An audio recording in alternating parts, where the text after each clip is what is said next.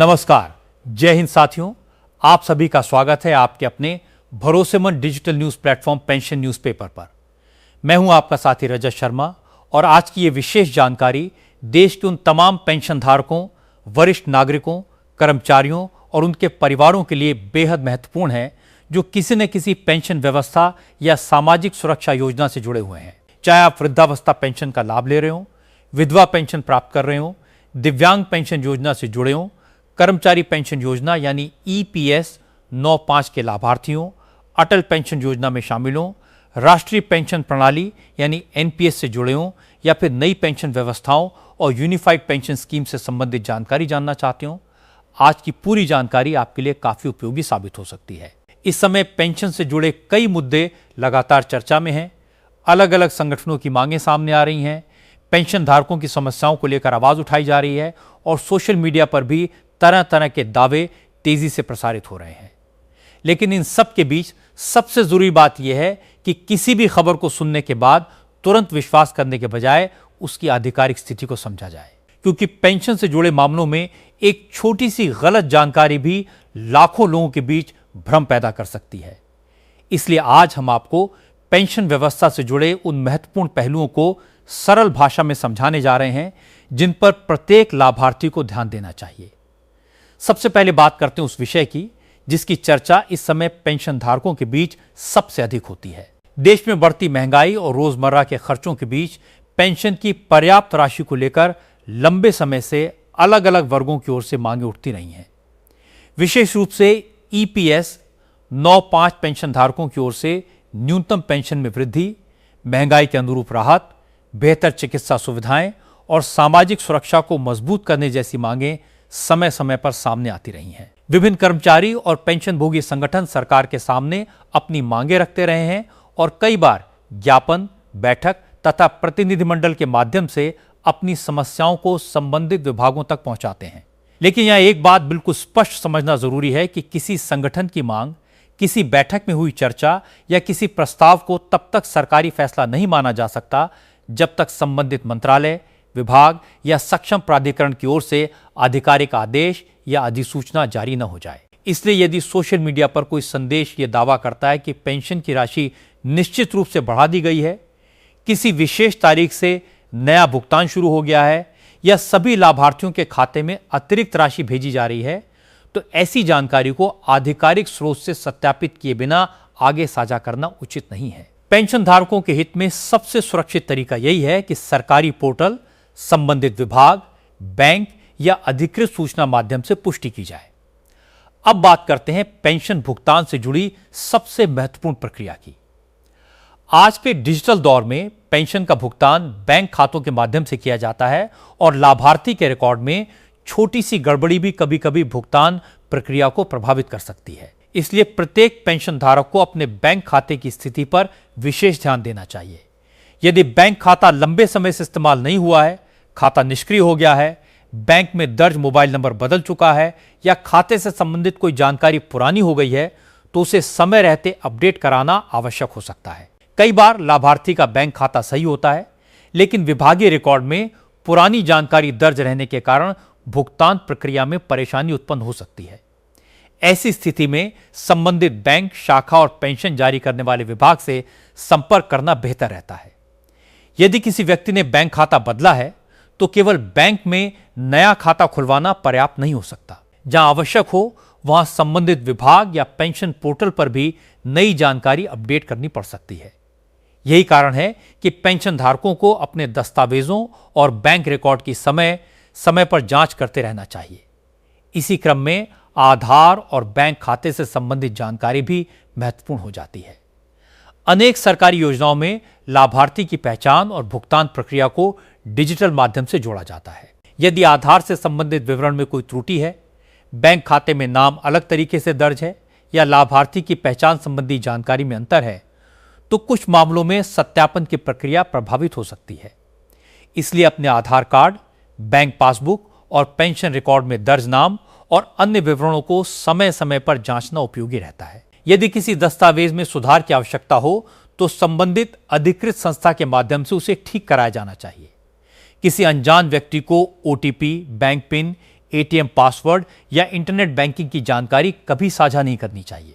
Pension धारकों को ध्यान रखना चाहिए कि सरकारी पेंशन के नाम पर धोखाधड़ी करने वाले लोग अक्सर फोन करके बैंक विवरण मांगते हैं और तत्काल भुगतान या पेंशन बढ़ोतरी का लालच देकर संवेदनशील जानकारी हासिल करने की कोशिश कर सकते हैं। ऐसी स्थिति में किसी भी व्यक्ति को अपनी गोपनीय बैंकिंग जानकारी नहीं देनी चाहिए। अब बात करते हैं जीवन प्रमाण पत्र की, जिसे कई पेंशन भोगियों के लिए एक महत्वपूर्ण प्रक्रिया माना जाता है। पेंशन जारी रखने के लिए कई व्यवस्थाओं में समय समय पर यह प्रमाणित करना आवश्यक होता है कि लाभार्थी जीवित है। डिजिटल तकनीक के विस्तार के साथ जीवन प्रमाण की प्रक्रिया पहले की तुलना में आसान हुई है और पात्र पेंशन भोगी उपलब्ध सुविधाओं के माध्यम से अपना सत्यापन करा सकते हैं।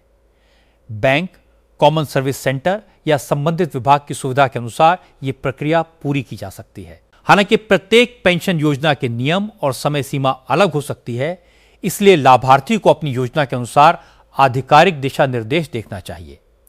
यदि जीवन प्रमाण पत्र जमा करने की निर्धारित प्रक्रिया पूरी नहीं होती, तो कुछ मामलों में पेंशन भुगतान अस्थायी रूप से प्रभावित हो सकता है। इसलिए किसी भी अंतिम तारीख का इंतजार करने के बजाय समय रहते आवश्यक सत्यापन पूरा कर लेना समझदारी है। वरिष्ठ नागरिकों के लिए एक और महत्वपूर्ण विषय है डिजिटल सुविधा का सही इस्तेमाल। आज बहुत से पेंशन धारक मोबाइल फोन के माध्यम से बैंकिंग और सरकारी सेवाओं का उपयोग कर रहे हैं, लेकिन डिजिटल जानकारी की कमी के कारण कई लोग साइबर धोखाधड़ी का शिकार भी हो जाते हैं। पेंशन बढ़ोतरी, बकाया भुगतान या सरकारी योजना के नाम पर आने वाले संदिग्ध लिंक पर क्लिक करने से बचना चाहिए। किसी भी वेबसाइट पर बैंक की गोपनीय जानकारी दर्ज करने से पहले यह सुनिश्चित करना आवश्यक है कि वेबसाइट आधिकारिक है।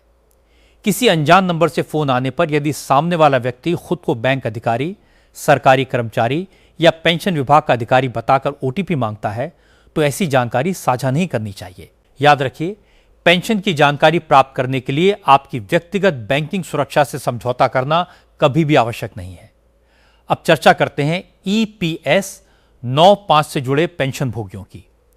कर्मचारी पेंशन योजना 1995 से जुड़े लाखों पेंशन धारक लंबे समय से अपनी विभिन्न मांगों को लेकर आवाज उठाते रहे हैं। इनमें न्यूनतम पेंशन में वृद्धि, महंगाई के प्रभाव को ध्यान में रखते हुए राहत, चिकित्सा सुविधाओं को बेहतर बनाना और पेंशन धारकों की आर्थिक सुरक्षा मजबूत करना जैसे विषय शामिल हैं।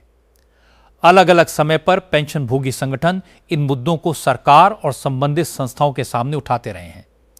इस पूरे विषय पर सोशल मीडिया में कई तरह के दावे भी सामने आते हैं। कभी किसी बैठक को अंतिम निर्णय बताया जाता है, कभी किसी मांग को स्वीकृत बताया जाता है और कभी किसी तारीख से नई राशि मिलने का दावा किया जाता है। लेकिन पेंशन धारकों को ऐसी किसी भी जानकारी पर विश्वास करने से पहले आधिकारिक पुष्टि अवश्य करनी चाहिए। किसी प्रस्ताव या मांग और लागू सरकारी आदेश के बीच अंतर समझना बहुत जरूरी है। जब तक सक्षम प्राधिकरण की ओर से स्पष्ट आदेश जारी नहीं होता, तब तक किसी संभावित बदलाव को निश्चित मानना सही नहीं होगा। पेंशन धारकों के लिए यह समझना भी आवश्यक है कि सरकार की अलग अलग पेंशन योजनाओं के नियम एक दूसरे से अलग हो सकते हैं। वृद्धावस्था पेंशन की पात्रता और भुगतान प्रक्रिया कर्मचारी पेंशन से अलग हो सकती है। विधवा पेंशन के नियम अलग हो सकते हैं और दिव्यांग पेंशन के लिए अलग पात्रता मानदंड लागू हो सकते हैं। इसी तरह NPS और अन्य पेंशन व्यवस्थाओं के नियम भी अलग अलग हो सकते हैं। इसलिए किसी एक योजना में लागू नियम को दूसरी योजना पर सीधे लागू मान लेना सही नहीं है। लाभार्थी को हमेशा अपनी योजना के अनुसार जानकारी प्राप्त करनी चाहिए। यदि किसी पेंशन धारक को अपने लाभ, पात्रता या भुगतान की स्थिति को लेकर कोई समस्या है, तो संबंधित विभाग या अधिकृत कार्यालय से संपर्क करना सबसे उचित कदम है। पेंशन भुगतान में देरी की स्थिति भी कई लोगों के लिए चिंता का विषय बन जाती है। यदि किसी महीने पेंशन समय पर खाते में दिखाई नहीं देती, तो तुरंत किसी वायरल खबर पर विश्वास करने के बजाय सबसे पहले बैंक खाते की स्थिति जांचनी चाहिए। इसके बाद संबंधित पेंशन विभाग या अधिकृत पोर्टल पर भुगतान की स्थिति देखी जा सकती है। कई बार बैंकिंग प्रक्रिया, तकनीकी समस्या, रिकॉर्ड सत्यापन या अन्य प्रशासनिक कारणों से भुगतान में देरी हो सकती है। ऐसी स्थिति में केवल सोशल मीडिया पर प्रसारित संदेशों के आधार पर निष्कर्ष निकालना सही नहीं है। यदि समस्या लगातार बनी रहती है, तो शिकायत दर्ज कराने की आधिकारिक प्रक्रिया का उपयोग किया जाना चाहिए और शिकायत संख्या को सुरक्षित रखना चाहिए। पेंशन धारकों के लिए अपने दस्तावेजों की एक व्यवस्थित फाइल बनाकर रखना भी बेहद उपयोगी है। इसमें आधार कार्ड, बैंक पासबुक, पेंशन भुगतान आदेश यानी पीपीओ से संबंधित दस्तावेज, जीवन प्रमाण से जुड़ी जानकारी, मोबाइल नंबर और अन्य आवश्यक कागजात सुरक्षित रखे जा सकते हैं। यदि कोई दस्तावेज डिजिटल रूप में उपलब्ध है तो उसकी सुरक्षित कॉपी भी रखी जा सकती है।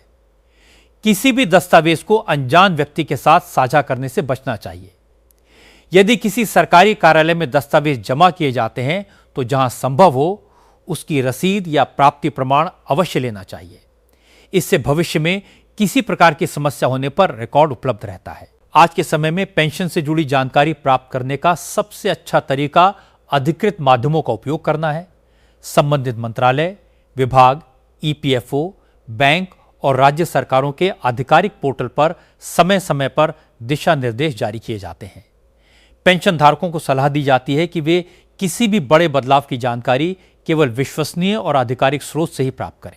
यदि कोई खबर बहुत ज्यादा आकर्षक या चौंकाने वाली हो, जैसे अचानक पेंशन कई गुना बढ़ने का दावा, सभी पेंशन धारकों को एक साथ बड़ी राशि मिलने का दावा या बिना आवेदन के अतिरिक्त भुगतान की बात, तो उसे विशेष सावधानी के साथ देखना चाहिए।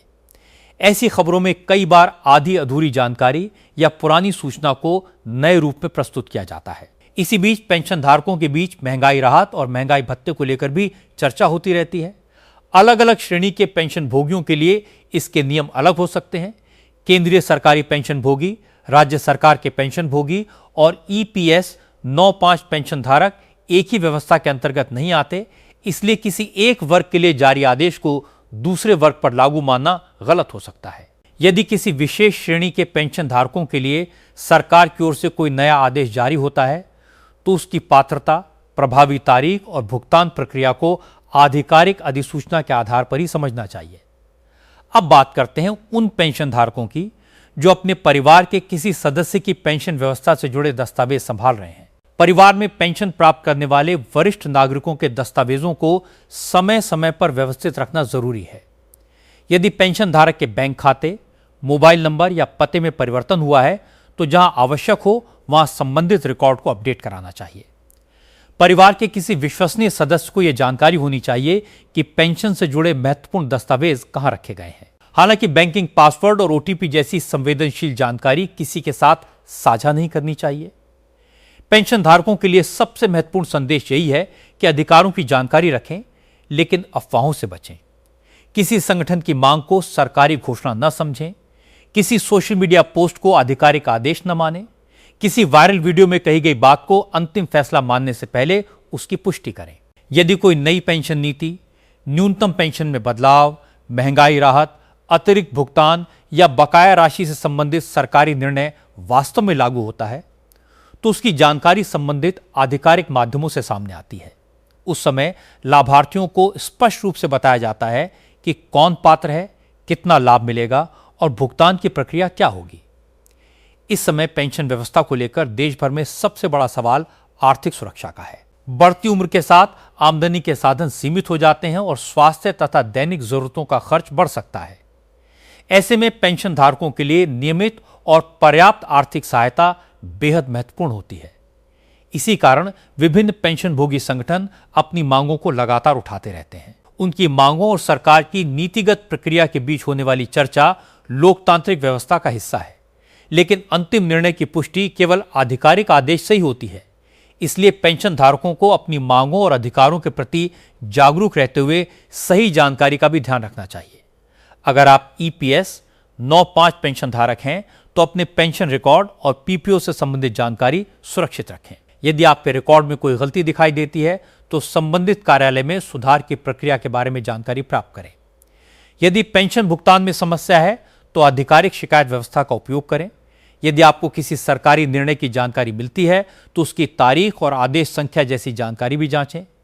केवल किसी वीडियो के शीर्षक या सोशल मीडिया पोस्ट के आधार पर किसी निर्णय को सही मानना उचित नहीं है। इसी तरह वृद्धावस्था, विधवा और दिव्यांग पेंशन के लाभार्थियों को भी अपने राज्य की संबंधित सामाजिक सुरक्षा व्यवस्था के नियमों की जानकारी रखनी चाहिए।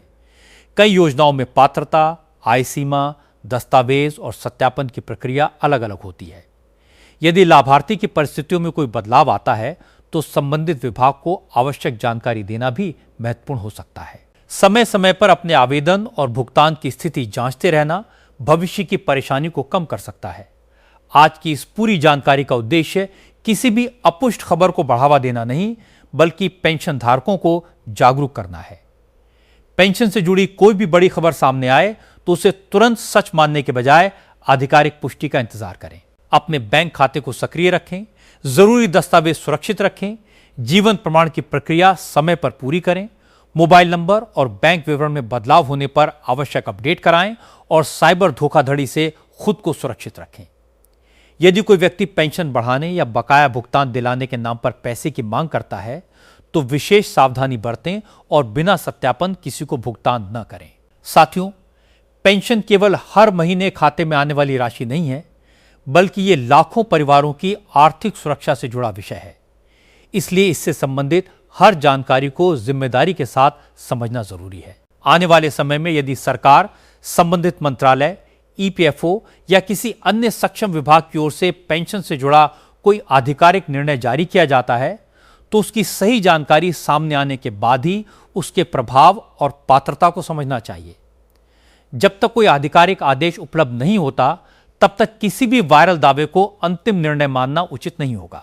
आप देख रहे हैं पेंशन न्यूज़पेपर, जहां हमारा प्रयास रहता है कि पेंशन, कर्मचारी हित, सामाजिक सुरक्षा और सरकारी योजनाओं से जुड़ी महत्वपूर्ण जानकारियां आपको सरल और जिम्मेदार भाषा में समझाई जाएं। हमारा उद्देश्य किसी भी अपुष्ट दावे को बढ़ावा देना नहीं, बल्कि आपको सही जानकारी तक पहुंचने में मदद करना है। इसलिए जागरूक रहिए, अपने दस्तावेज व्यवस्थित रखिए, आधिकारिक सूचनाओं पर भरोसा कीजिए और किसी भी संदिग्ध संदेश या फोन कॉल से सावधान रहिए। देश के सभी पेंशन धारकों, वरिष्ठ नागरिकों और कर्मचारी साथियों के लिए हमारी यही शुभकामना है कि आपकी पेंशन व्यवस्था सुरक्षित रहे, आपके सभी जरूरी दस्तावेज व्यवस्थित रहें और आपको अपने अधिकारों तथा सरकारी योजनाओं की सही जानकारी समय पर मिलती रहे। पेंशन न्यूज़पेपर आपके लिए पेंशन और सामाजिक सुरक्षा से जुड़ी महत्वपूर्ण खबरों को सरल भाषा में सामने लाने का प्रयास लगातार जारी रखेगा।